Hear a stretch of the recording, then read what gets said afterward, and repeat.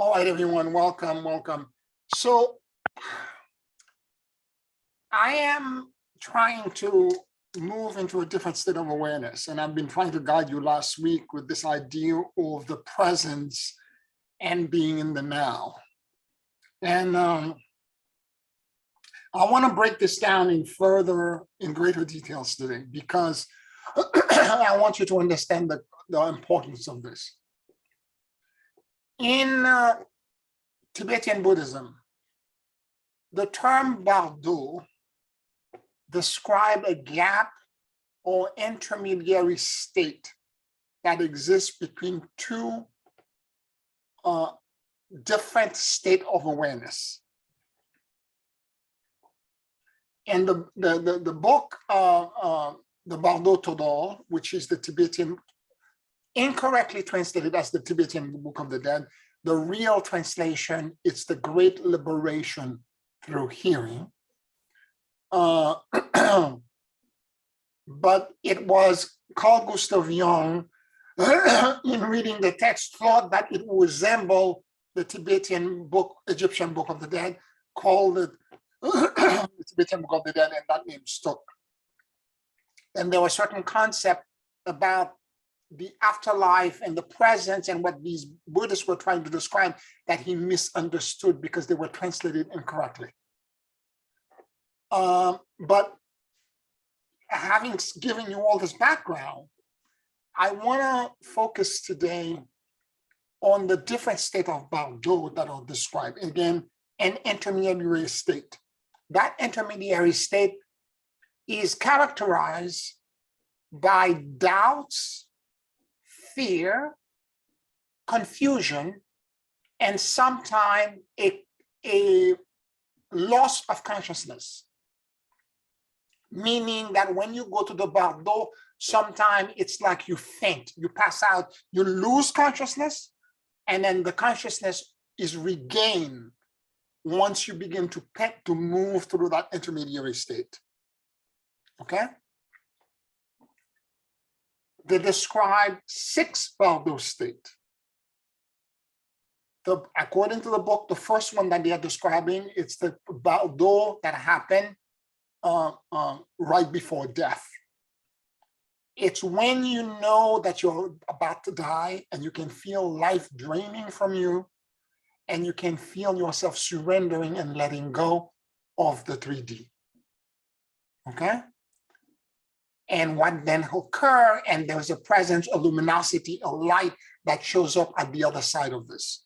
Because at that moment, as you let go, you surrender, you faint, you pass out, you lose all of your 5 senses. And then when you wake up on the other side, you find yourself facing the luminosity. Then right after that, most people fail to recognize that the luminosity is them. Right after that comes a state that is described as the Bardo of Dharmata. Now, the Bardo Todol, which is the Great Liberation through Hearing, lasts for 49 days. And there are multiple Bardo stages that are through it. So the Bardo of Dharmata comes first with the experience every day of being in the presence of this great, so the first 7 days of this great color light. First it's blue, then it's yellow, then it's red, it's green, and all different colors. And it ended up being more multicolored on the last day. And at every day, it's what they call a benevolent deity, or a benevolent Buddha, or Buddha that appears in the form of a benevolence to try to guide you. Because what happened in the Bardo, even the first day, we lose self-awareness. It's like being in a dream. The dream happened to us, we don't control it. We are just being led, this experience is just taking us. And the reason it's the Great Liberation through Hearing is that the priest or the elder that's trying to read the text to the person who is deceased is to remind them that they must awake and they must have that kind of lucidity so that they can make a decision. Because what happens in the experience, you fear the light. The light is so penetrating and so blinding that most people fear it, and you have the experience between the great luminosity and then a dim light. And if you select the dim light, you go to what the book describes as an unfavorable reincarnation. And if you fail to recognize it, the next day, a different color light shows up, and so on and so forth. And there are prayers, there are all kinds of things that the person who's reading the text is trying to guide you into awake, because there's confusion, there's emotional confusion, because you're experiencing vividly sounds and emotions and colors and vivid experiences that are so powerful that you are convinced, even though you're deceased and you're going through this bardo, this transition, because the bardo is a transition from one state to another. You're going through this transition, and the transition is characterized by doubts, fears, and confusion. Not knowing if you're making the right choice. Yet in your gut, viscerally, the gut telling you, do this, and then the thing that your gut is telling you to do most, it's in all likelihood not the right choice, because the right choice is always counterintuitive.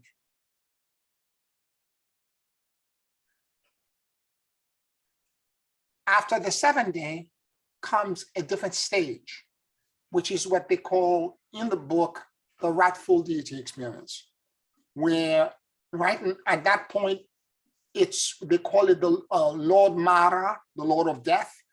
All of the fears that you had repressed, all of the things that were connected to your shadow and your darkness are now going to be projected vividly for you to experience.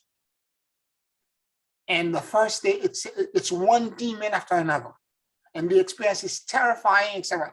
Yet, as this is happening, the reading that the guide is saying to the person who's going through the bardo, it's all a projection of your mind.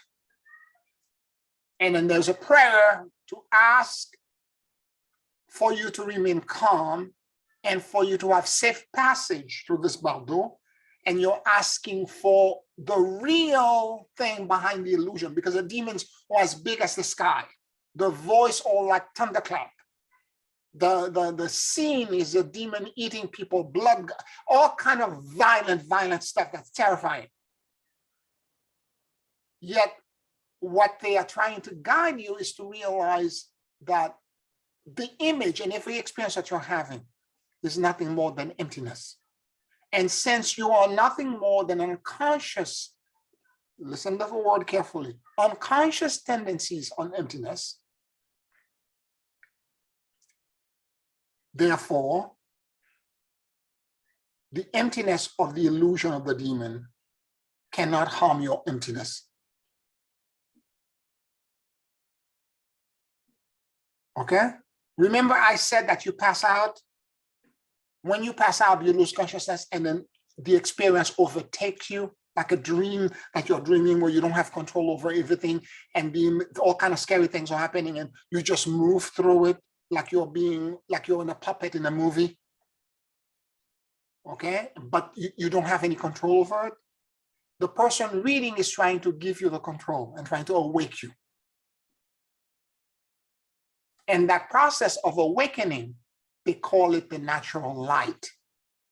And the other description in another Buddhist text, that the way to describe it, if you can remain conscious instead of passing out from one bardo stage to the next, let's say, for example, the bardo right before death, instead of you passing out and waking up facing the luminosity on the other side, if you can transition from life into death while still being conscious, then that experience, the gap that exists between when you pass out and when you awaken again, they call that gap the natural light. And if you can awaken in that moment, the way, the analogy that one Rinpoche described it, he says, it's like you're in there is a cloudy day, a very cloudy day, and then you're looking up in the sky and you can see the sun behind the cloud. And they said at that moment, if you can recognize there is a sun behind the cloud, you are the sun, S-O-N. And what's behind it, which is the actual sun, is the mother light. And you are the son of the mother light. And when you awaken again, meaning when you transition, let's say, for death into Dharmata, when you awaken again, you will immediately know that you and the luminosity are one, and recognition will be immediate. And enlightenment will follow immediately. So the whole point and the whole exercise is about to try to remain conscious instead of passing out between these various stages of the Bardo. And all what they call the practice, the Buddhist practice, the practice that you must do is about you remaining that presence, the now, and the self-awareness. Instead of being unconscious tendencies on emptiness, you have to become conscious tendency on emptiness. When I was part of the mystery school, we used to call this, the goal was to have conscious immortality. So the next Bardo stage, so Dharmata has two stages in it. First, the benevolent deity, then the rightful deities. The rightful deity continue for a number of days. And after that comes what they call the Bardo of becoming. If you fail to recognize even through the rightful experience, because the rightful experience, the demons are screaming and yelling, and then there's the dim light, and many people run to the dim light. If you somehow manage to escape both, and you spend the other 9-10 days of that experience not going there, you will begin to experience what they call the Bardo of becoming, where you will begin to see the life giving all of the karma you already accumulated. And I don't mean karma by that negative experience, because the word karma in Buddhism and in also in Sanskrit actually mean to do or to correct or to repair. So given your karma, good or bad, doesn't matter, you begin to plan your next life in the Bardo of becoming. There is an experience, and again, of unconsciousness that's going to occur, where you're going to blank out. And then you're going to begin to see the land, the territory, the people, the family you're trying to select, where you're going to go, et cetera, et cetera. There's a whole bunch of guidance that the priest who's trying to help you will read to you to try to make you find what they call a favorable incarnation. They tell you, if you see yourself going to that realm, do not go. Make sure, and they give you ritual or what you should do to make sure that you close that passage. There are certain, because this is why it's dangerous. You could go to, depending on where you are and what your correction is, you may end up incarnating as an animal or in a realm that's unfavorable, or as a hungry ghost, or as a in the hell, in the dark realm of hell. You could incarnate in many, many places, including the realm of the gods and etc. And all along, even in the Bardo of becoming, the opportunity still exists for you to awake, for the sun, S-O-N, to recognize the mother light, which is the luminosity, which is the emptiness and the luminosity merge as one, indivisible. And so there's an opportunity for you at that moment to still recognize it. Now, once you have selected the location where, whom you begin to see, you might begin to actually see the womb. You now move to the next Bardo, which is the Bardo of rebirth. And in this Bundle of Rebirth, you will see the womb. They even have a ritual at that moment or a way for you to close the womb and to still find the luminosity. Because they're trying, the only way escape out of death and rebirth, that wheel in Buddhism that called samsara, which is the wheel of death and rebirth. The only escape is to its true natural light, not losing consciousness, to become awake so that you can accept that the luminosity is you, and you become fully conscious that the body of light that you see is you. You identify with it. Right? Now, the next Bundle that's described in the book, it's the Bundle of dreams. Same experience happens when we're dreaming. You go to sleep, and as you're falling asleep, all your senses, you surrender all your senses. Your awareness of what's around you, you surrender slowly and gradually. You literally, like you think, you pass out. And then the next thing you know, you're dreaming.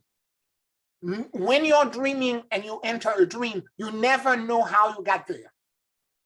No one ever remembers unless you're really trained, like a shaman or a Buddhist monk or somebody who's really trained in that technique. You will never know how you got there.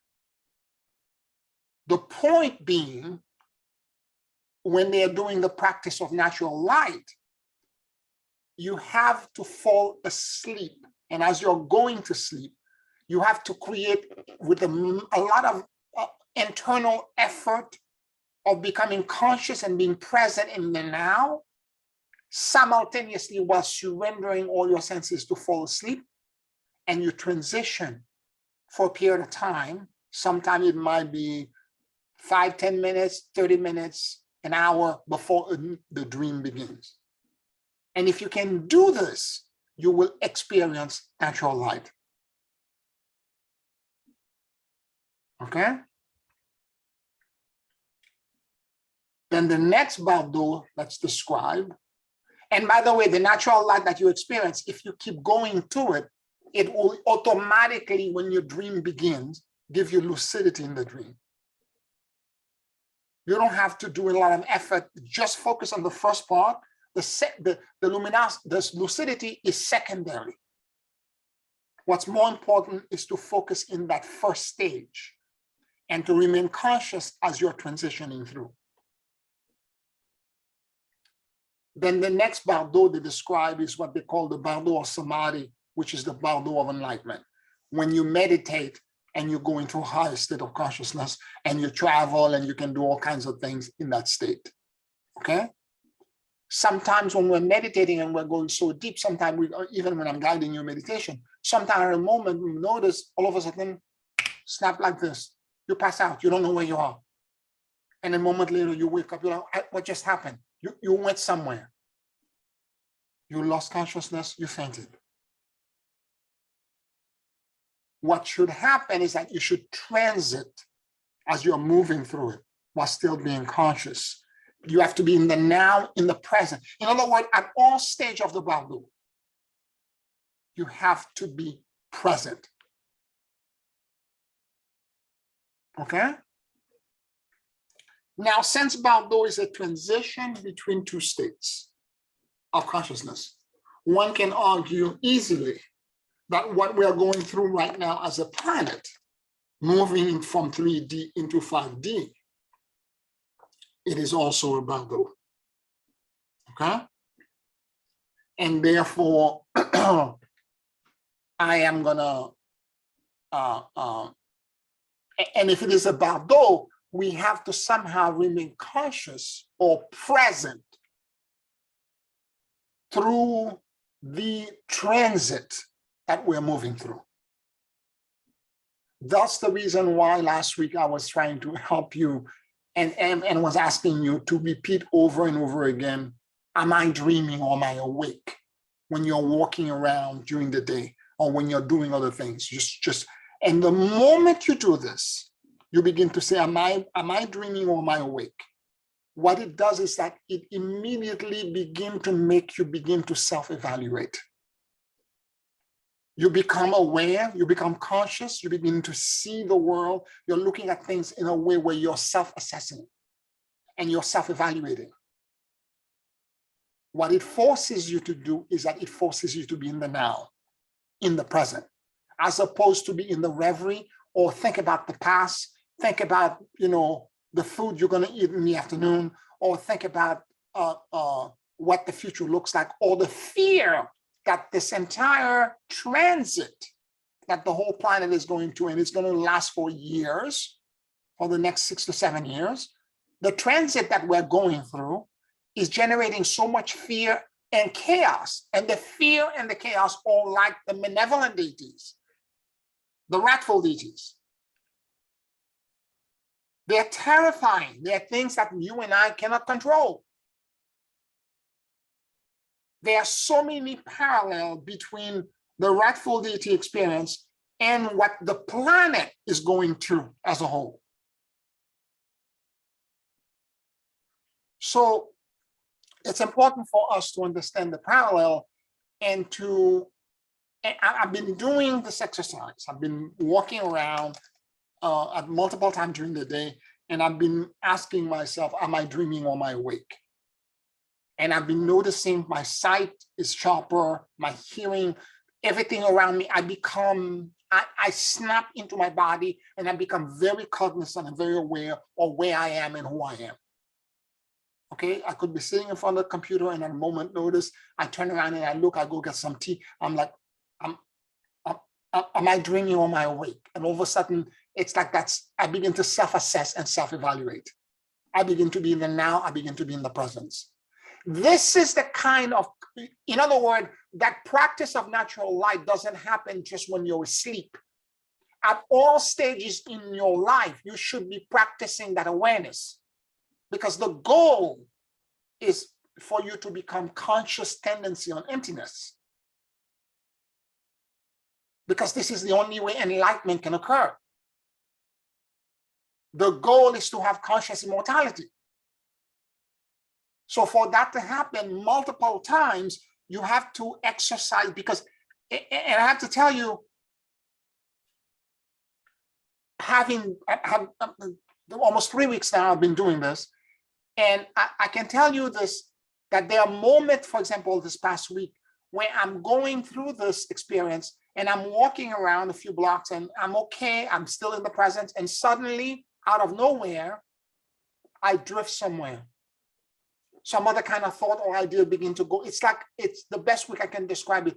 It's like a drug or something external comes in and snap me out of this presence into a different state. And I begin to float somewhere else where I'm no longer present. Now I catch myself after 2 minutes or 3 minutes, I catch myself, I'm not present, I'm not present. Go back. Am I dreaming or am I awake? And I've noticed even in my dreams that there are moments I have lucidity in the dreams where I'm self-aware, I'm analyzing, I'm like, this is a dream. I'm dreaming right now. And the lucidity may last for 3-4 minutes, and the next thing you know, there's something happening in the dream, I get seduced back, where the dream is now controlling my experience rather than me being cognizant and aware this is a dream where I am in charge of the dream. And it's happening to me for this past week consciously. It must have been happening before, but I'm noticing it for the past week, where it's, as I'm repeating this, almost like I'm saying the Ho'oponopono, like a mantra. Am I dreaming or am I awake? There are moments where for several minutes, I am in that presence. I'm walking around, I'm very aware of my feet touching the ground. I'm very aware of the sound, the siren, the lights, the people crossing the street. I'm looking at everything, and all of a sudden, it's like, poof. I slip back into this, where I lose this kind of self-awareness. My consciousness, in French, there's a term that Jung used to describe, and I'm going to translate it loosely, but it has a very specific meaning. Abaissement du niveau mental. Abaissement is a drop. It's a drop in your mental level. And that drop causes your consciousness to float below the surface. So self-awareness is lost and you're literally sleepwalking. You're doing things by routine and you're not cognizant. You're not in charge. So the whole point of doing this kind of simple little exercise I'm asking you to do is that, and if you're doing it during the day, you're doing it all the time. When you go to the bundle of dream, you're going to have better dreams. Your dreams are automatically going to become lucid. And because the whole point, and it's funny, I had read, before I read this Buddhist book, I had read Carlos Castaneda's book, The Art of Dreaming, this book, years ago. And he was describing several dream gates. And he said his teacher, Don Juan, told him that the first dream gate is about you falling asleep while you're still awake. And I was able to do it then. This is exactly what in this book, in Dreams, in Buddhism, they're describing exactly the same state. The natural light is the state in which you and the term they're using there, presence, the now, the presence. You have to be present. It's through effort. You have to be focused and undistracted. As you're going to sleep, you remain focused and distracted, and you have to desire to be cognizant as you're falling asleep. The same way when I'm walking down the street, I'm saying, is this a dream or am I dreaming or am I awake? I am making an effort to be cognizant, to be self-aware, self-evaluating and self-assessing. Instead of letting the sound, the experience of all my five senses to enchant me into a sleepwalking experience where I become completely unconscious. Or rather, not just unconscious, but reactive, as opposed to being proactive in my own life.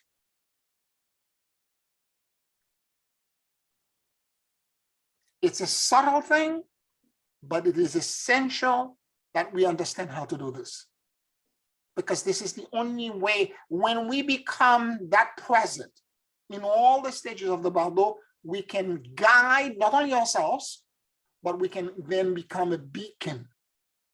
We can radiate out the awareness that we have. When I have it, Janice has it, Ursula, Esther, Bobby, Celidia, Marjorie, everyone, when we all have it and we begin to project it, amazing things will happen. The rest of the world will begin to realize that they are also asleep and that they need to awake as well. Any questions, any comments?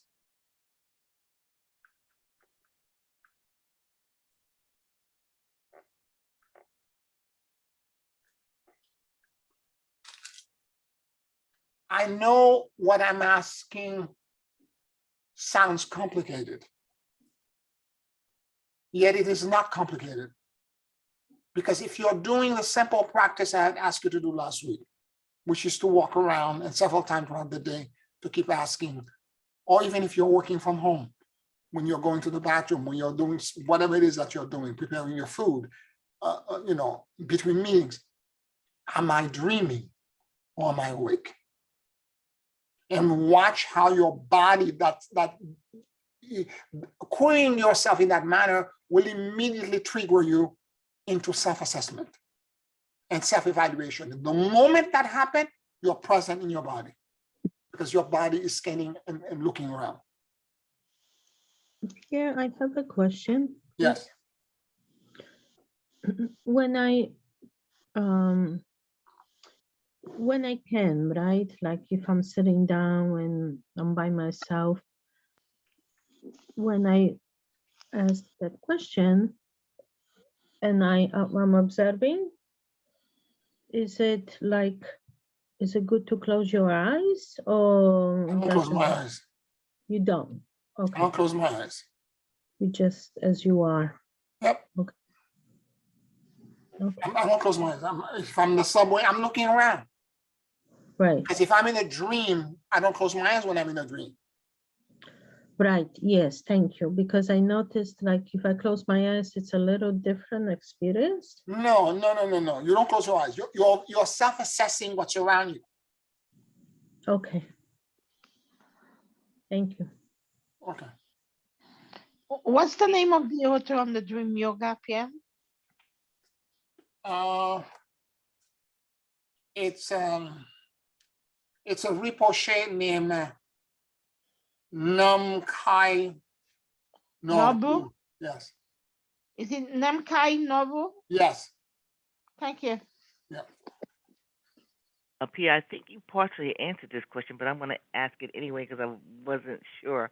Now, this that you're speaking about this Bardo experience, this happens regardless of whatever your belief system is. This hasn't got anything to do with if you're Buddhist, you're going to, or if you're Hindu. This is something that happens as in the death process. Is that what I'm to understand? Regardless of whatever you believed when you thought you were alive on the earth, when you transition. Correct. The Baldo process happens everywhere. It so happened that we're very lucky that 1,500 years ago, this one Rinpoche, who on deep meditation, he wrote all the stages. Mm-hmm. Okay? But it doesn't matter where you are, everybody goes through the same thing. Again, Buddhism is not a religion, it's a practice. I understand. That's why I said this. But your if you didn't ever do this as a practice and you transition, this would be part of that experience. You will experience it. You may not see a Buddha, you may not see whatever, but the Rightful experience will show up with demons that you know from your religion. Okay. Do you understand what I'm saying? It will customize to you. Yes, that's so. If you're used to Satan and Lucifer, that's what you're going to experience. Right. Okay. Thank okay. You. Yeah.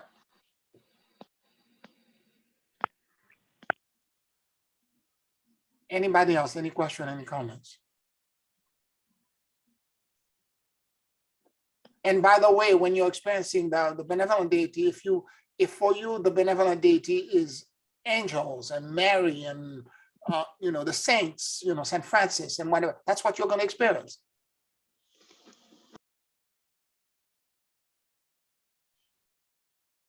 So regardless of, the book described it because they have a very specific tradition that was over 500 years when the book was written. But if you remove, because again, Buddhism, as I said, it's not a religion, it's a practice. There are Catholic priests, there are people, Hindus that are practicing Buddhism because it's a yoga, it's a practice. The same way you could do Hatha yoga and you can be of any religion. It's a meditative practice. So as this experience is occurring, you begin to realize that, and again, for me, the beauty for this, for me, is that when I was 18, 17 years old, that same language was being taught to me by the mystery schools. And it had nothing to do with Buddhism. And I didn't know anything about Buddhism at the time, at all.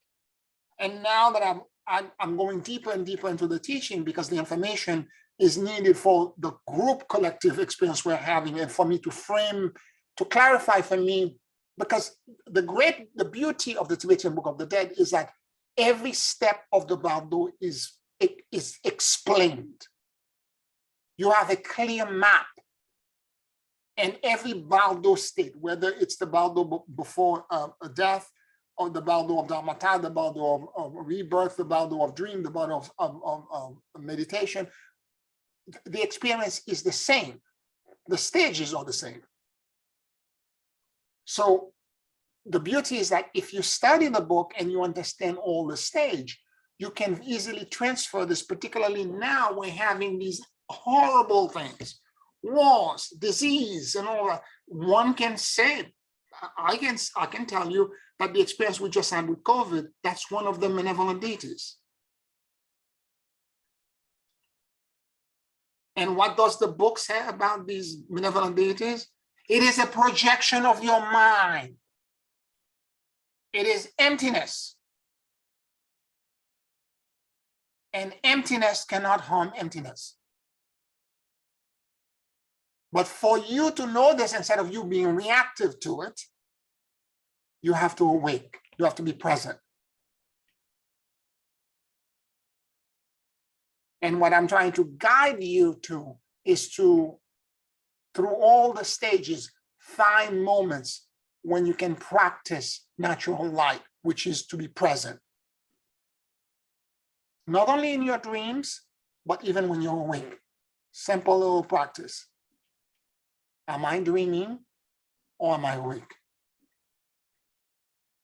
Self-evaluation, self-assessment.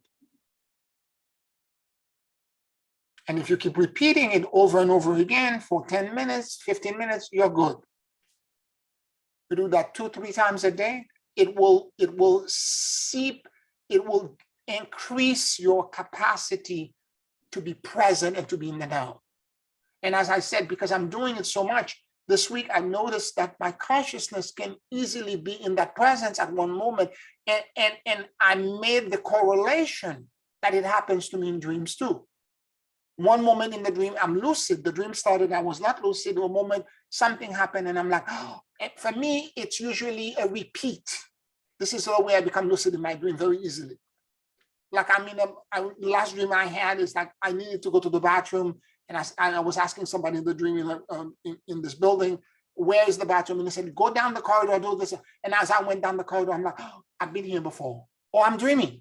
This is a dream. And I became lucid for that part. Okay? And the next thing you know, I see another scene, and then people, 2 scenes later, I'm out of lucidity. The dream has taken over again. I'm no longer self-assessing and self-evaluating. In other words, I don't have enough natural light built in me to last me through the entire experience of the dream. Where I used to, when I did a lot of dream work years ago, I'm just bringing myself back I'm building myself back up again. Because if you don't use it, you lose it.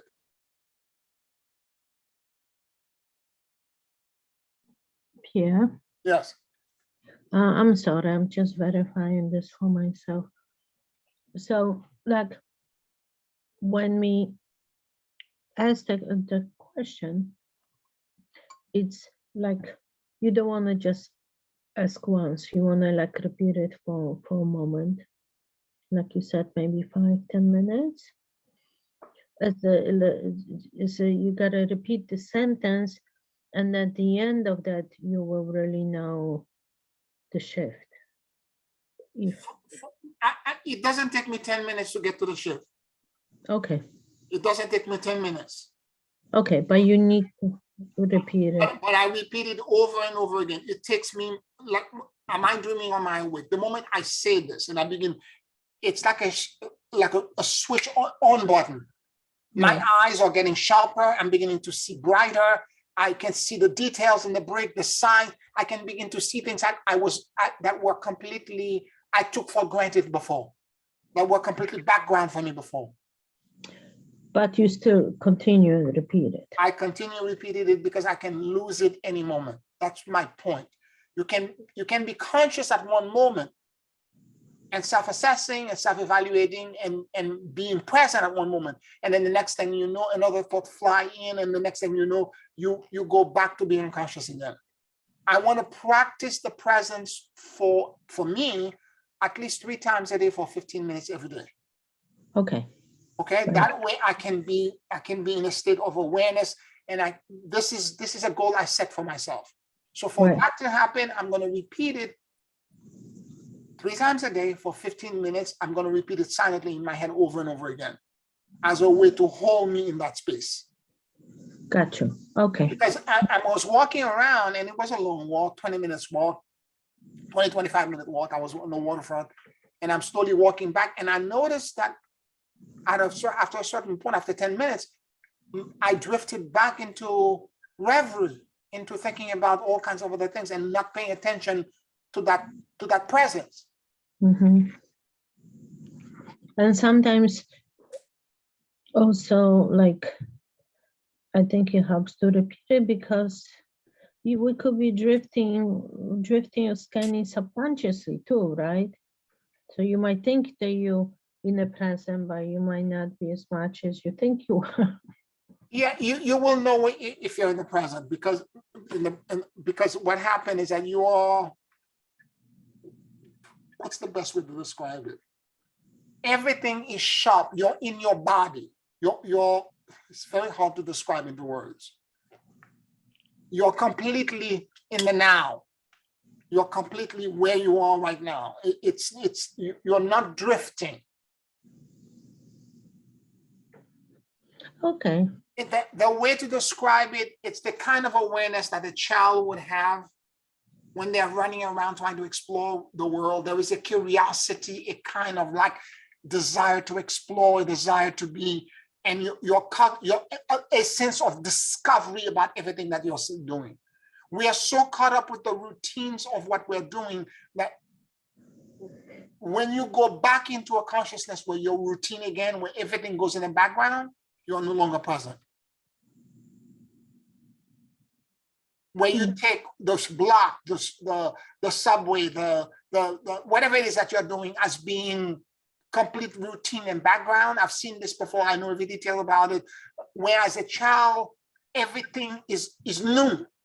There's an exuberance. There's a sense of this is what happened when you're present. Okay. I kind of I guess you're right. I sometimes feel like doing like maybe walking to the train or something, physical activity helps me be in the present. But there is also a time where you can wander off, right? Start thinking about what you're gonna do tonight and this or that. That's true. Yeah. Well, many people think that presence could be achieved by physical exercise, and there is a part of that that's true. Some people think by conversing with other people. I was watching these presenters this week on Friday, and they were saying by having people exchange and by people conversing with each other, you're present because you're listening to them. Listen, I have had conversation with people where I'm not present. Yes, yes. Okay, And you when I'm floating somewhere else, I'm thinking about 1,000 other things. I'm not present. True. You could be. I've gone to the gym my entire life. I could be doing all this weight and pushing all this pressure, and I'm not present. Right. I'm drifting. I'm thinking about a million things. This is a complete exercise in self-awareness. Mm-hmm. While you're asking this, you're like a child exploring the universe for the first time. Okay, thank you. Okay.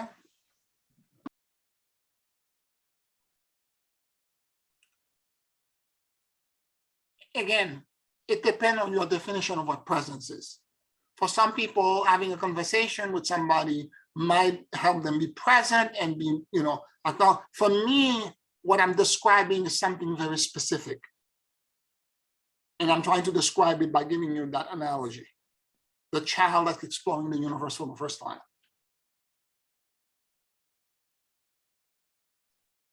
And when you're in that state of awareness, there's such, the way the book described it, even the dream yoga, it's focus. It requires effort and focus. You cannot go to sleep when you're describing in the dream yoga like an animal, where you lose all of your senses and you pass out and the dream takes you over. They see it as a tremendous weight since we spend half of our life sleeping. We should be in practice. We should combine rest with practice, with a little bit of effort and care in holding our consciousness in the right place.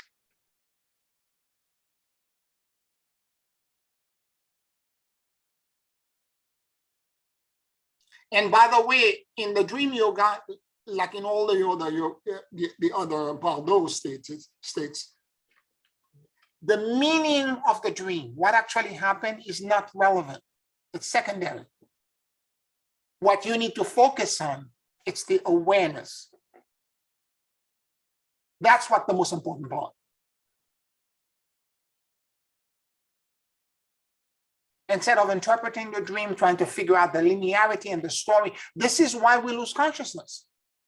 We're so concerned about the narrative, the story that we are trying to tell ourselves, or that we are trying to explain and justify by going to the past or going to the future and projecting. We're so busy fixed with this narrative that we completely lose sight of the gift that the present moment is giving us.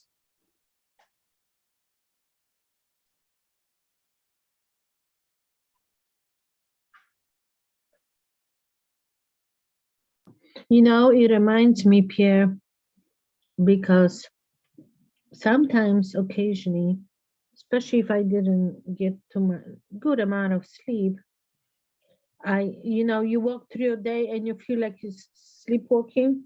Yep. And you feel like you still, you never really woke up, and you just kind of brought it home that we actually do it more than we realize. It's indeed like sleepwalking. And yes, totally. Indeed, Ursula. And this week for me, it's like I had a breakthrough. Yeah, because you took caught up in the storyline, right? Yeah, I faded right back in, and I caught myself a few minutes later. I'm like, I was in a complete awareness. I was in that exploratory state, and then suddenly there was another story that was going in the background that flew right in, and I got caught up with it, and my consciousness just got taken over by it. Which also proves that if we can sleepwalk, dreaming sleepwalking, then we can do the opposite also. Yep. And it's hard to describe it, because as I'm doing this exercise in trying to become more connected to the natural light and more in control, I'm realizing, if I didn't know better, I would say a benevolent deity is trying to mind control me. Right. Because this is what it feels like. It's like some of the thought just flies in under the background. It just takes over. And then eventually, if you just become conscious 24/7, there will be no no distinction. You're just gonna be conscious. Yes, and actually, to be perfectly honest, you need to be conscious only 51% of the time. Right. For enlightenment to begin. Right. Of course, because there's only so much we can do in this bodies. Yeah. And once enlightenment begins, of course, as Lord Buddha says, before enlightenment, chop would carry water. After enlightenment, chop would carry water. So what happened is that when the 51% threshold is crossed, you enter the realm of enlightenment, the realm of the Buddhas. Right. You could call it Christ consciousness, you could call it whatever you want, nirvana, or however you want to call it. Doesn't matter what the religious people call it. But once you are in that threshold, there are other higher realms that exist within that field. Right. So you begin the 5D experience at 51%. And the moment you're there, you're touching a different sky. Right. Okay, well, that's such a beautiful goal to have. Yeah, Yeah, I look forward to it. yeah. And Thank you again, so much. you can do it anywhere, indoor, outdoor, doesn't matter. You're in an Oh, office, you know, you just have to, you know, and just say to yourself, you could be driving, not driving, it doesn't matter. In the subway, it doesn't matter. right. You just have Right. to repeat it to yourself, and whatever it is that you're doing, you will realize as you're doing it, there is a sharp presence, like you're focused in now. You're very aware of your body, where your skin in, what you're touching. You're very aware, like again, as a child, as exploring, like you're just awake. A child that was newborn and just looking at the world and trying to explore it and discover it. Right. Okay, thank you. Thank you so much. That's all very helpful. Yeah. Thank you. You're welcome. You're welcome. Anybody else? Any questions? Any comments? Any of you had the opportunity to practice since we talked about this last week? Any of you had any experiences that you want to share?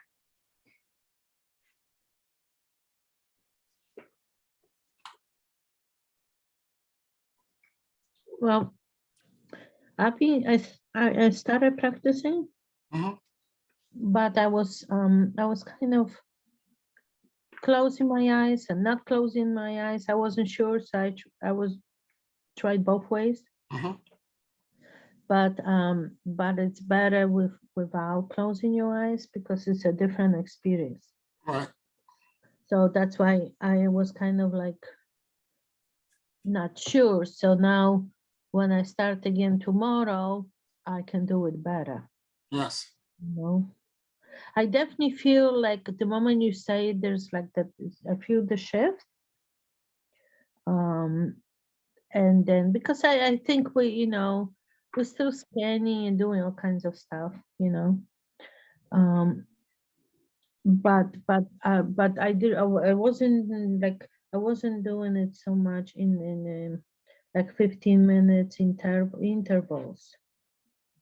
Between 10 to 15 minutes intervals, okay? Yeah, as much as you can. Yeah, As much as you can. right. We have real life, sometimes you're occupied by other things and all that. So yeah, as much as Yeah.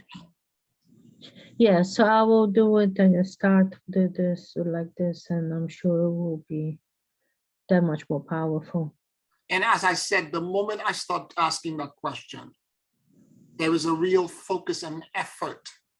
My attention is the Carlos Castaneda described this state in his writing as the second attention. Mm-hmm. You have to shift your awareness into the now. So No, it's a good word. It is like you different attention too. it's a completely different attention. Yeah, yeah. And the moment you focus and you're present and you're right there, and suddenly it's like all of a sudden everything else becomes sharp, present, and now. This is the same second attention that you need to be in dreams. This is why the shaman in Carlos Castaneda's tradition, all of the shaman going back 10,000 years, they did all of these dream practices.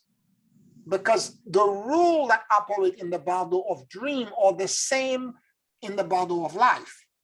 And if you can control the dream world, the rules are the same in this life. And that's why the shaman were able to create miracles. The practice in the dream world. It really, like, the longer you talk about it, it really brings it home to me, like this is just a continuing, and seeing it as like being awake is different and sleeping is different. It's an illusion. Yeah, yeah. And the more you talk about it, maybe you're in training me, but the more I talk about it, I kind of it's becoming less just words and more just like, oh yeah, this is just the one continuing. Yeah. Now the interesting thing is that the bundle of dream, if you, in Carlos Castaneda's world, the training that the shaman goes through, I'm going to relate it to Marvel Universe.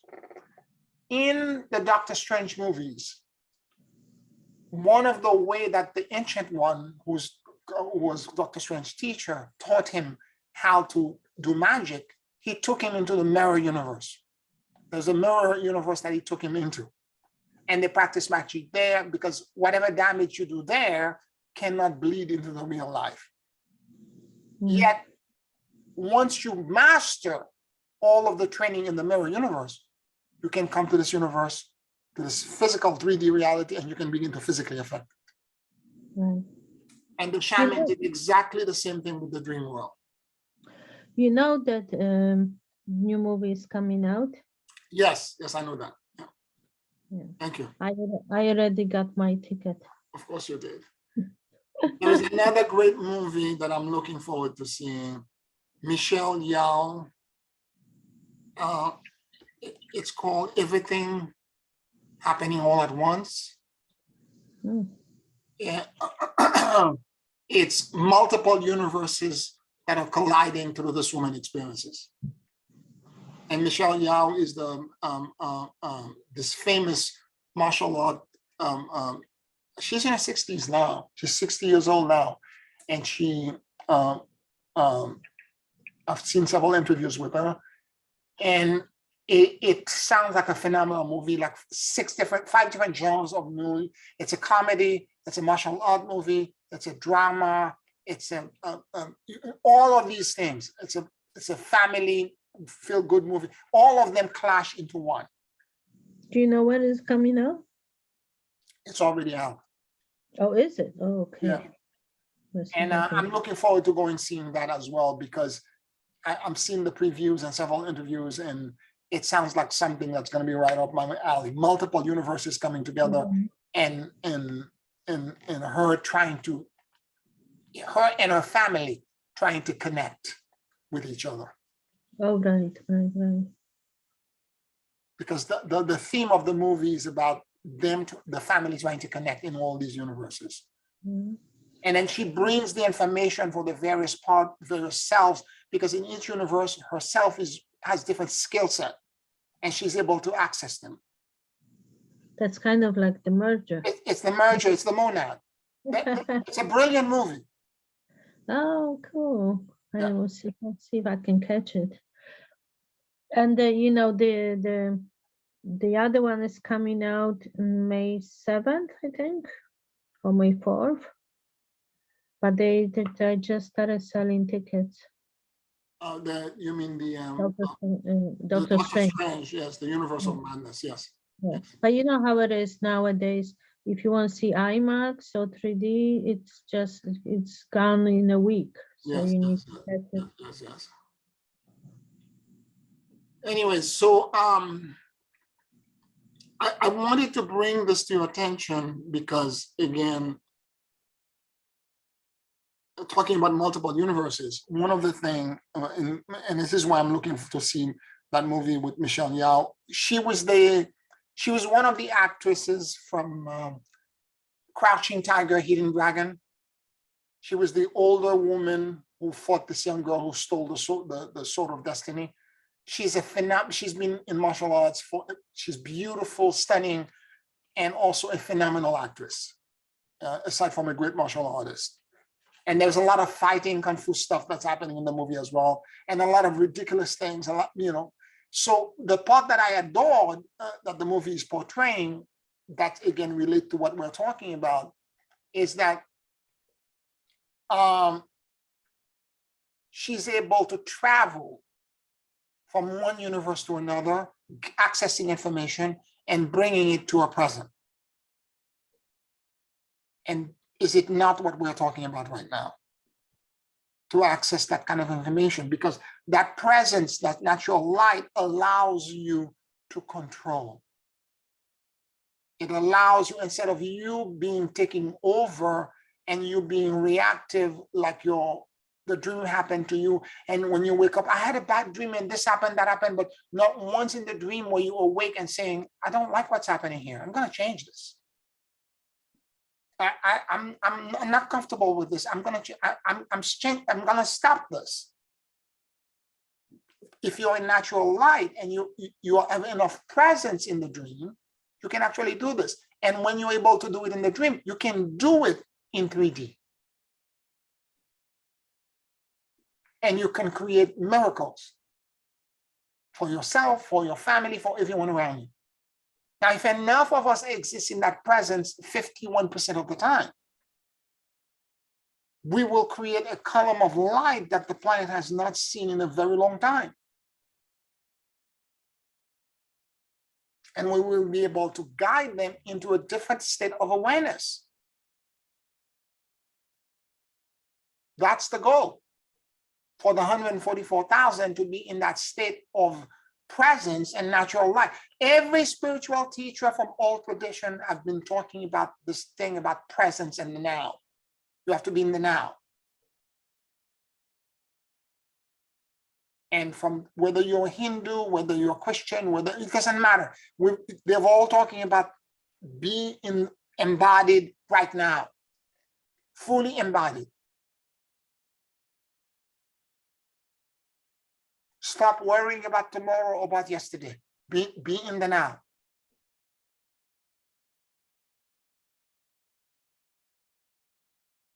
I'm giving you the simple technique to allow you to snap out of it.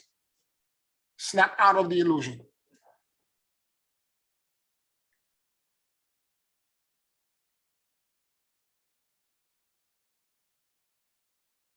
Every time I start repeating it, I feel like I was sleepwalking and suddenly a switch is turned on.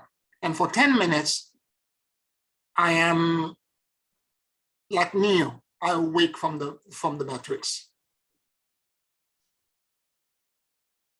Well, Pierre, I don't know if you have tickets, but by Friday, they're gonna stop playing it. Which one? The Michelle Yao? Yeah, everything. I'm looking. I'm gonna order it. Okay, I'll order it. Not a problem. Thank you for that. I was trying to get a I'm ticket. off this week. There are no classes for the evenings. I will take care of it. Thank you. No, I'm just saying I can. I wish I didn't. I was. Now I have to figure out how I can go. Yeah. No, I want to see it in a movie theater, and I haven't been in a movie since before the pandemic. So that's the movie I will go. I will definitely go see it because Thursday you can go through Thursday. The most options you have through Thursday. Friday it's Friday. There is all by Friday. It's already not in New York. okay. So All right. Thank you for letting me know. Yeah, I'll make sure I go see it. Yeah. Thank you.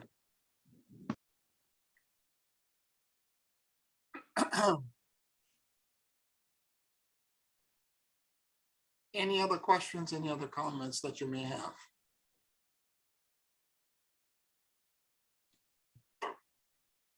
Pia, I was going to call you earlier this week because I was having some kind of experiences, something like what you were talking about. And I said, man, this feels so strange.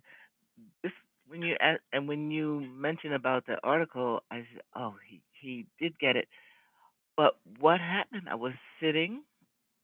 I thought I was just sitting, looking out the window, and I like fell into a sleep, and then I heard something said, yes, it is. Yes, it is. The mouth of God. Look for it. And I got up. I woke up, and I went to the computer, and I typed just that, the mouth of God, and that is what came up. And so I said, oh, this is like you would say, I want you to look for something, and you just go and you look, and there it was. And I said, oh my goodness, today. I said, well, he might be offended if I send him this because he's teaching us. No. Where did this come from? And so I said, no, send it to him. So I printed out because it's a lot more to that article, but it was I think somebody who was doing some kind of chiropractic service, and they only work with that that part of your head, Mm-hmm. and and it Oh, just came out of like I said, it came out of nowhere. I was not thinking about this. I was doing something else, and like all week long, I've been sort of in and out of stuff. I don't know what happens. I'll sit down for a second. I'll be listening to something, gone. I'm like, what is this? This has never happened this frequently. It's like you're in a reverie. And I was sitting in my kitchen. I turned around and I saw a sink full of dishes. I had not seen those dishes. I said, how? Where did all those dishes come from? I don't even have. And I opened a cabinet. I don't even have one cup. I don't have one glass. They're all in the sink, and I've been passing them for must be 2 days or so. Then I sat down and washed the dishes. Now you can imagine that. I sat down and washed the dishes. But it's been so much coming in and going out. It's like I'm drifting in two worlds or something. And I started to call you, and then I said, "Nah, he's gonna think I'm crazy." I said because I don't have an explanation for this. mm, Why is this happening? And I said I thought I was getting over, a little bit of sniffles. It was not COVID because I've been tested for that because they send all these tests home with the children. So mm. you test for it, and then I went to emergency and I test for it again because it was just not going away, and I just was not feeling like myself. I said I must have something. No, no, no COVID, but whatever it is. So I understand, and so when you're talking about this state of going in and out of this kind of a when you say sleepwalking, that's what I feel like I'm doing because I wake up, and I wake up suddenly like, what did you come in here for? What are you doing? So anyway, I just wanted to validate that what you're saying is actually happening because it's happening to me. And I started not to get on this call tonight because I said I don't know if I could, you know, stay with this for 2 hours. I don't know if I could stay with it for 2 hours. So I'm listening because I'm learning something from you because it was starting to uh, kind of frighten me. Like, what is this? Yeah, So now it doesn't sound so abnormal, but I'm going to be watching myself a little bit more closely because it's like, I mean, I would just drop off in a second. I would be absolutely sleep, and then I would like, okay, why? yeah, yeah, yeah. I just I don't. Anyway, I just want to say yes, this is happening, and that's how that information came, just that way. That Thank information I you. deeply appreciate it, Celidia, because I've been doing that practice since I was 17 years old, and I never Yes, knew all the information that you sent me. I'm telling you, it was told to me. Yes, it is, and go. And I just got up and came, and boom, there it was. I I think said, the kind of chiropractic thing you're talking about is what they call it's a sacral alignment. There's an alignment they do when they manipulate that particular chakra and they yes, pull your spinal cord and they realign you completely.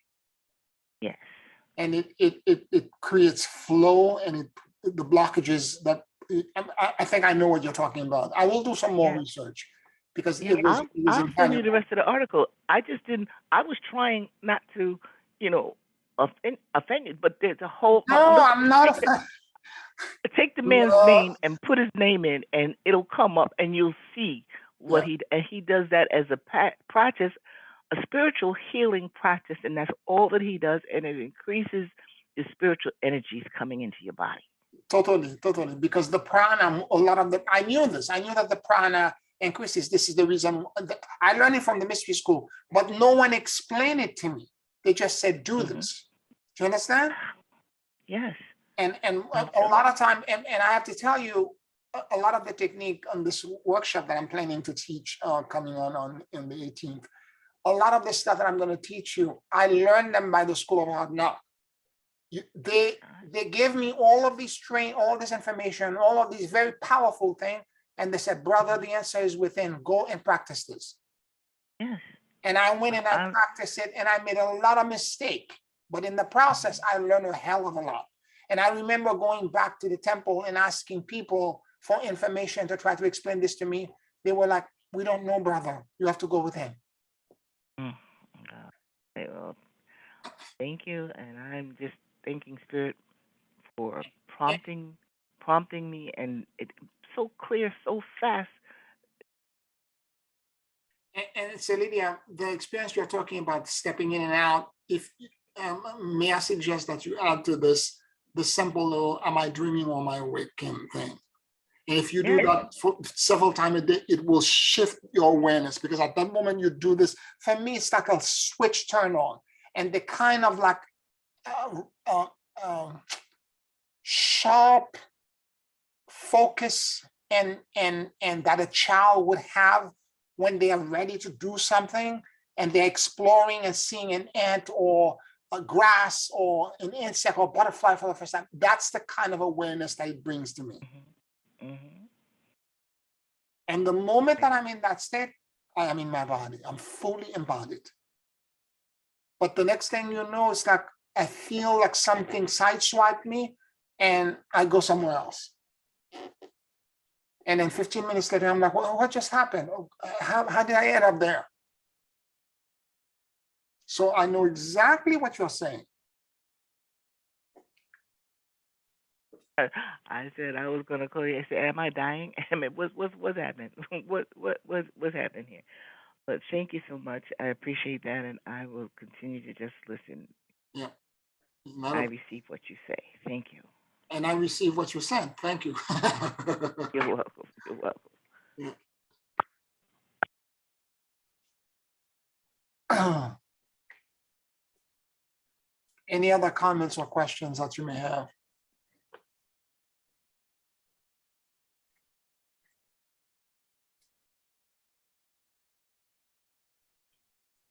All right, let's take a 5-minute break and then we'll do the closing meditation on the back end. Thank you. 5 minutes.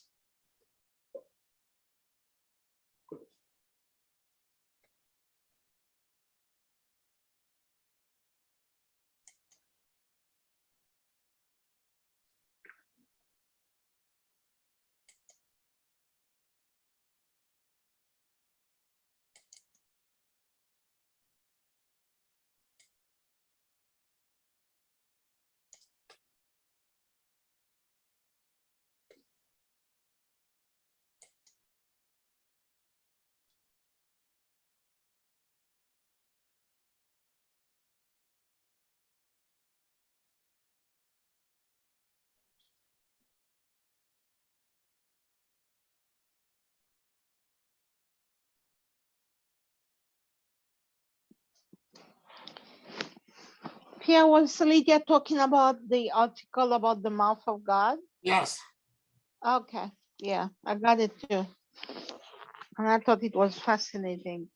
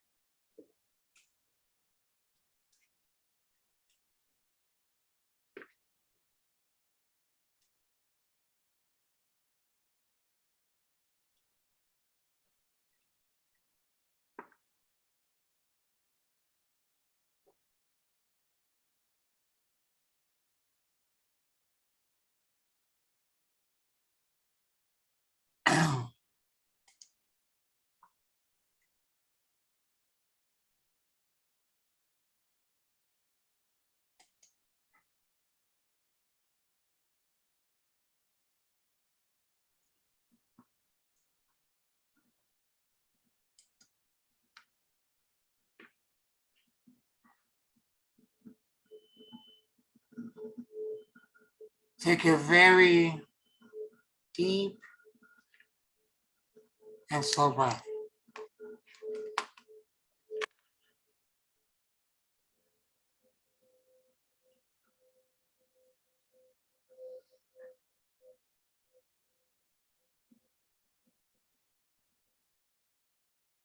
And as you inhale and exhale deeply and slowly,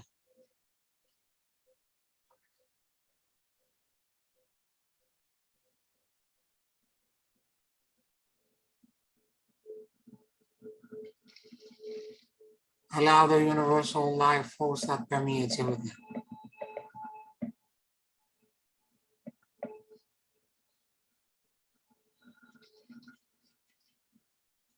to enter into your lungs.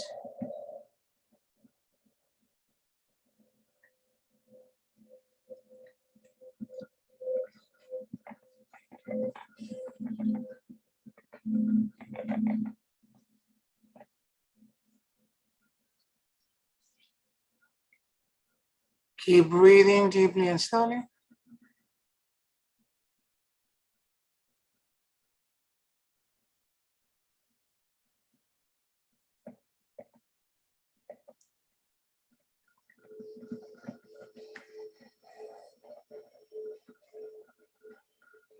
And let your soul and your awareness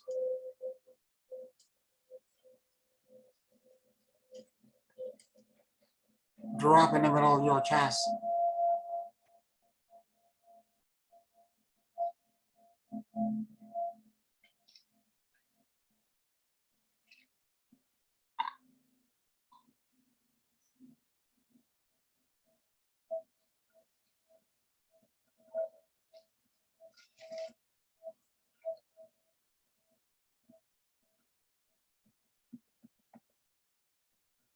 Please forgive me.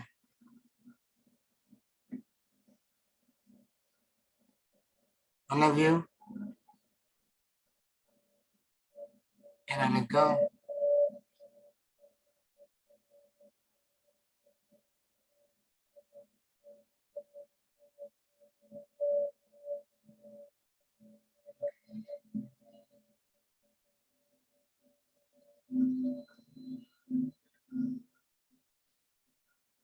Please forgive me.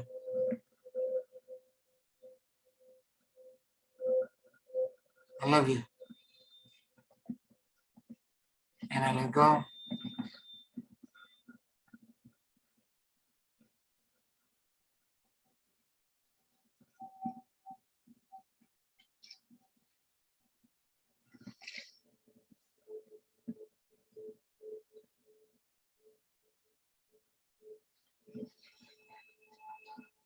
Please forgive me.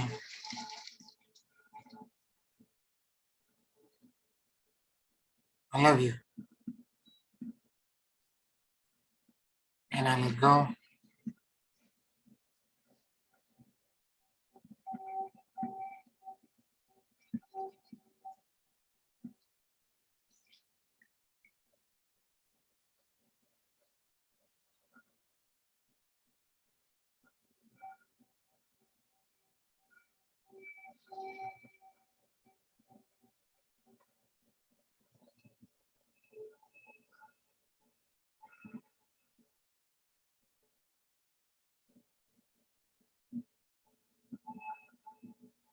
Let your heart and your mind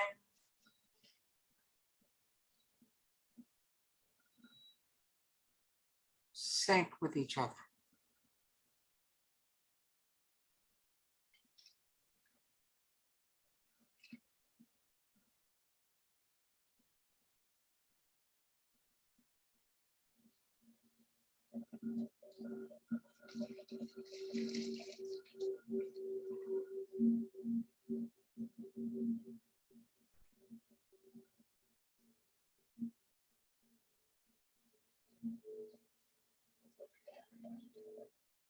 It is as if your entire awareness and sight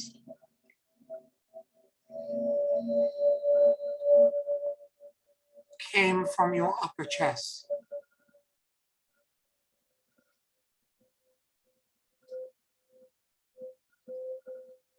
as you look at the world and become present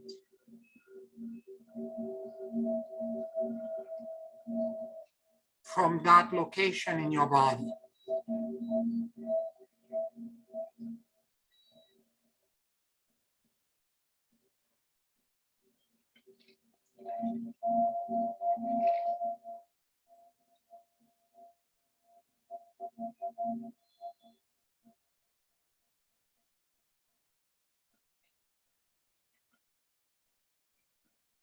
Keep breathing deeply and slowly.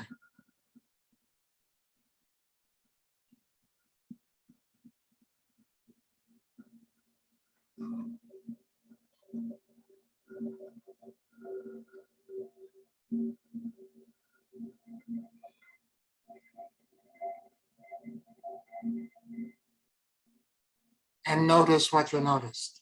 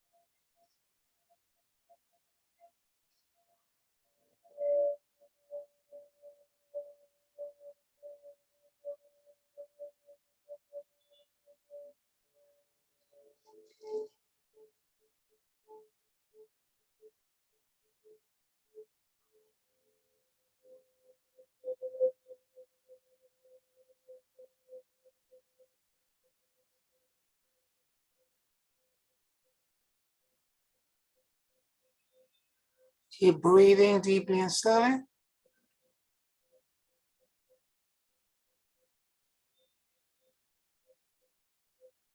And become aware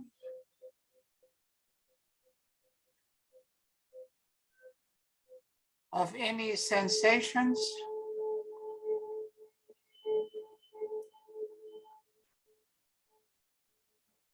perceptions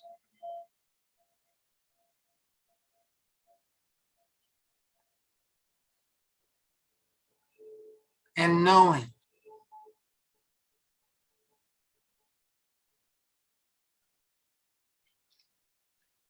that this blessed field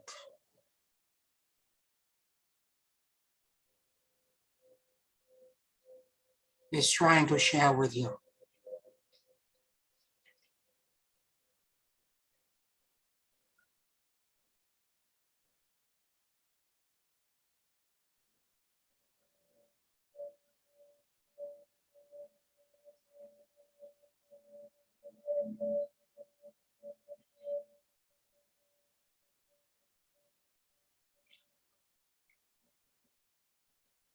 Without judgments, fears,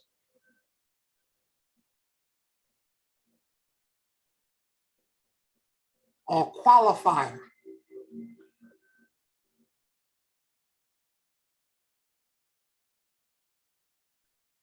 Notice what you notice.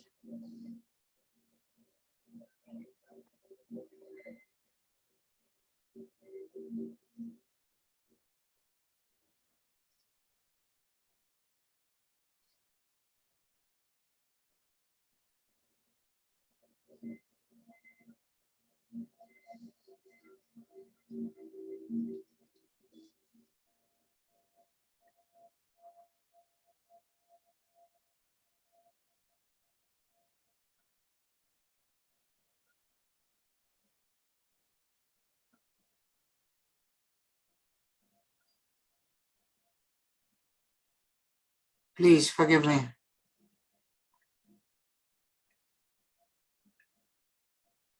I love you. And I let go.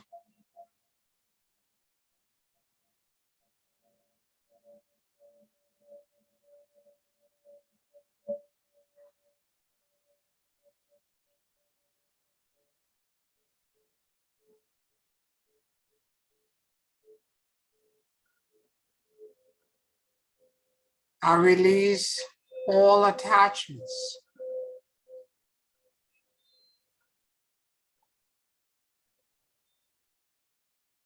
fears, and control.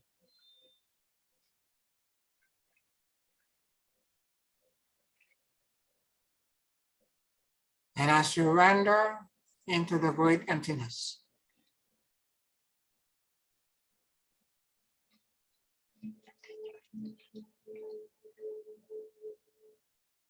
And endless luminosity.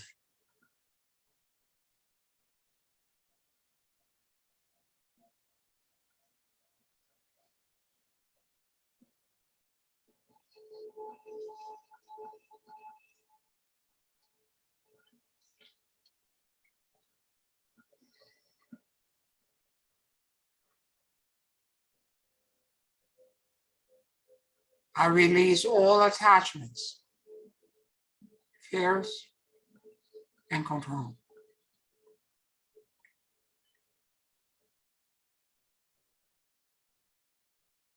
And I surrender into the great emptiness.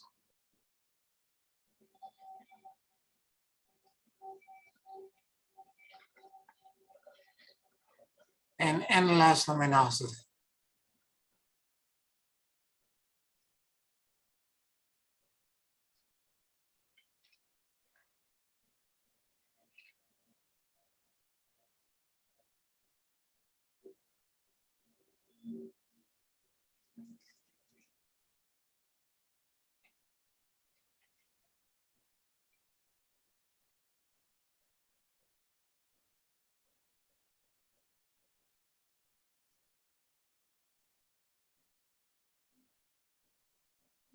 I release all attachments,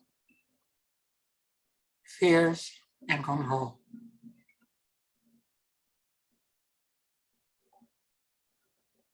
And I surrender into the great emptiness.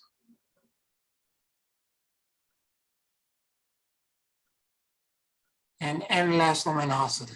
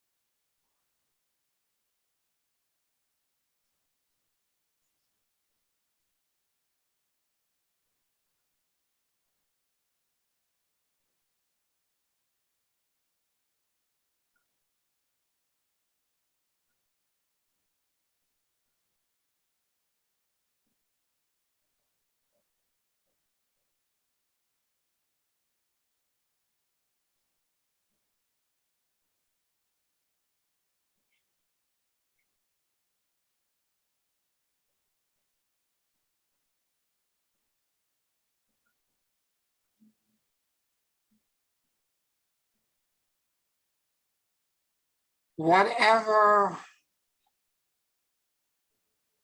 expansion,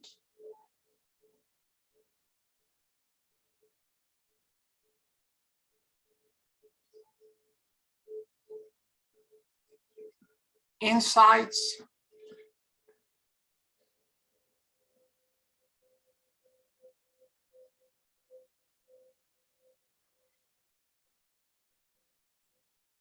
release,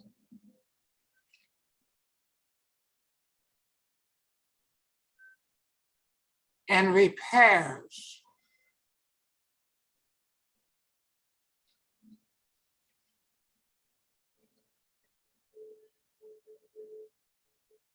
that I need.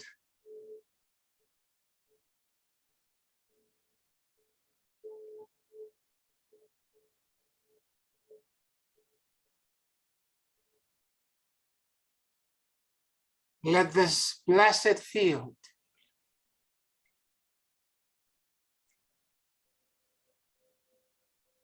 instantaneously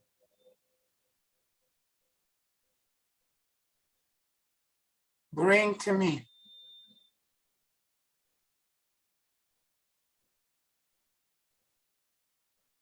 a cascade of benevolence,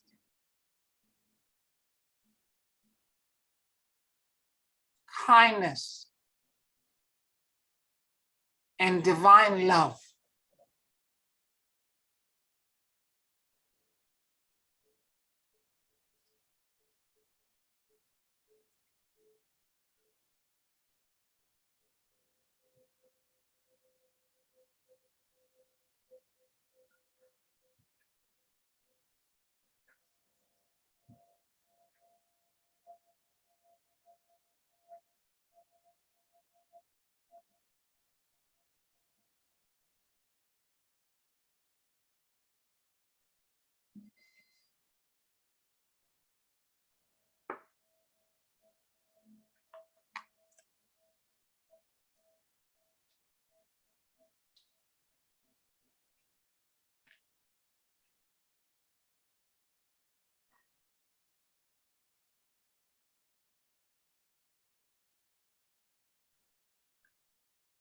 I release all my burdens,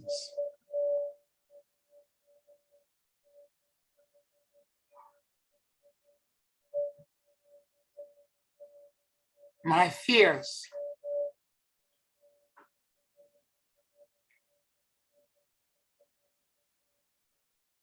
my resistance,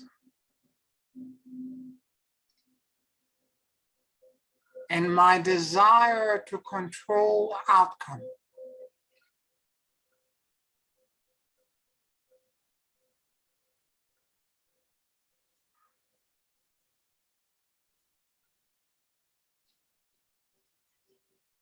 Into infinity times infinity.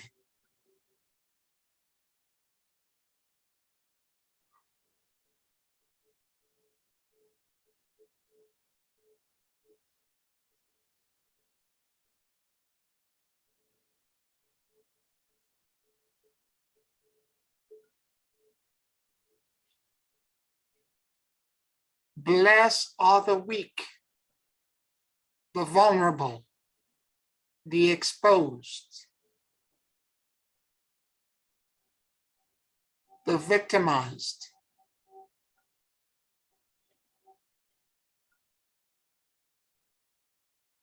and the weak.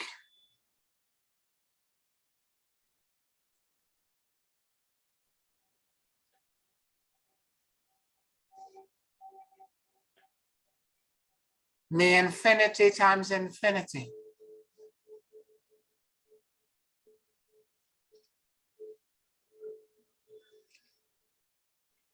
embrace them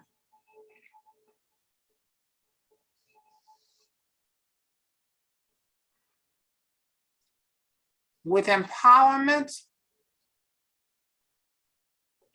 healing, instantaneous and miraculous repairs.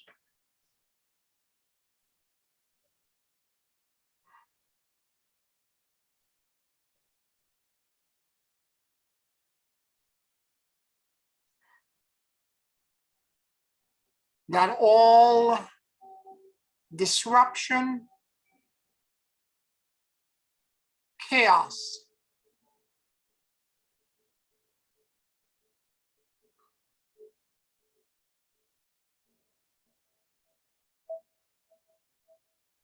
attempting to disrupt peace, love,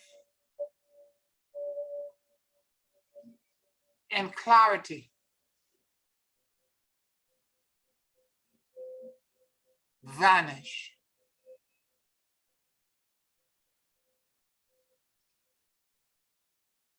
In the most miraculous and impossible ways.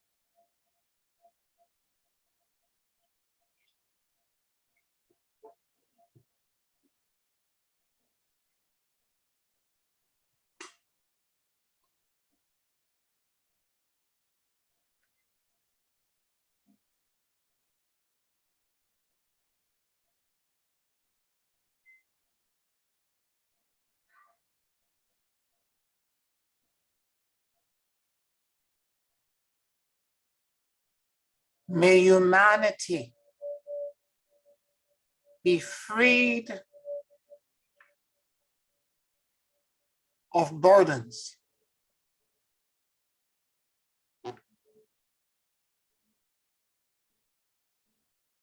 May peace, love, benevolence, and kindness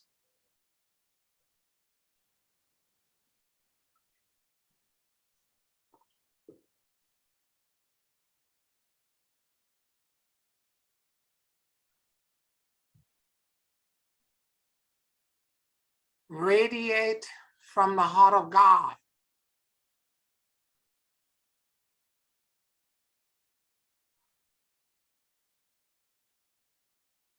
and touch the hearts of every being on earth.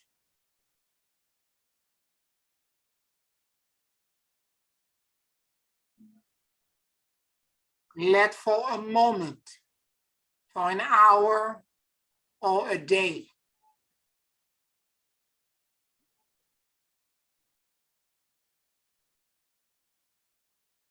let all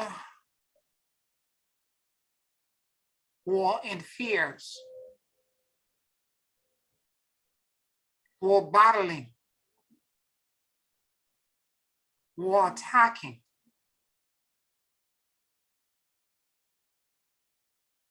find this unconditional love. And let them for a moment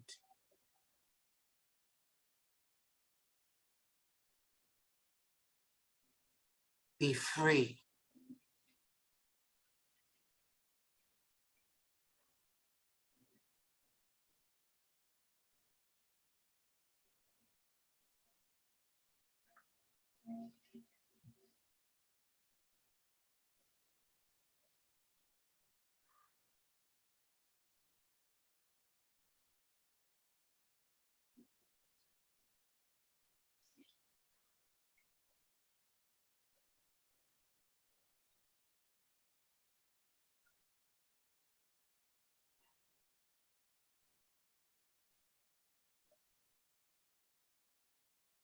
And let this freedom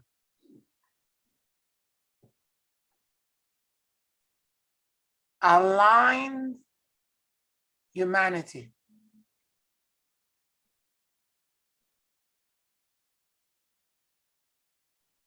to the light, the verticality, and the freedom and liberation of the celestial axis.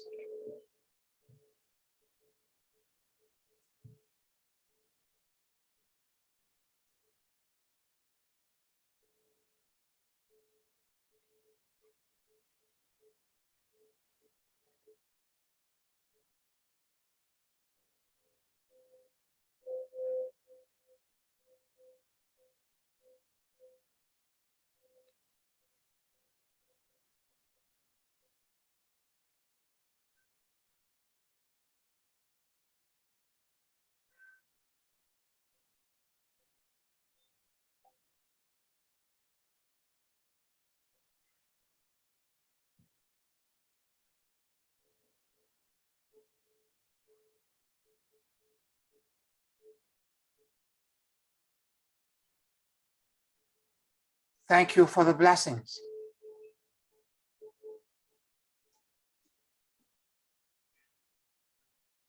I accept the gifts and I receive with gratitude.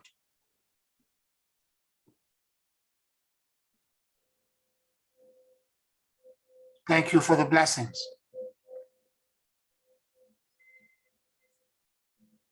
I accept the gifts and I receive with gratitude.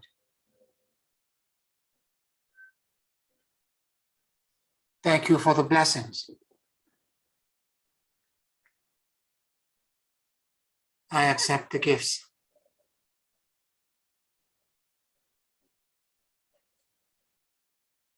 and I receive with gratitude.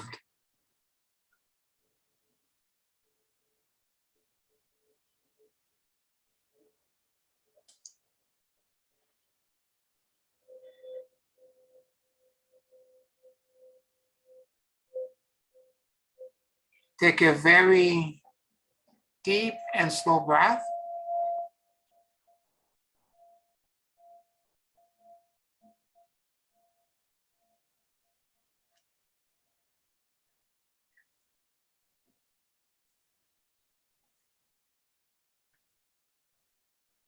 And whenever you feel ready,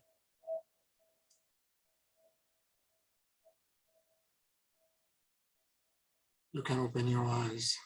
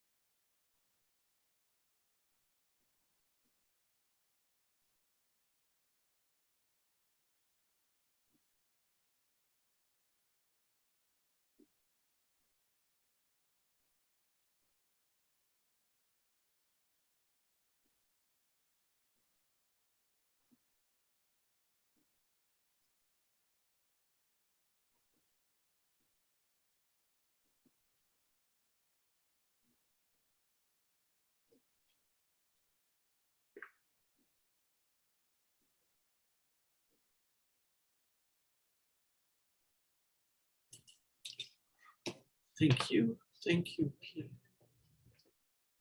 You're welcome, Janice. You're welcome.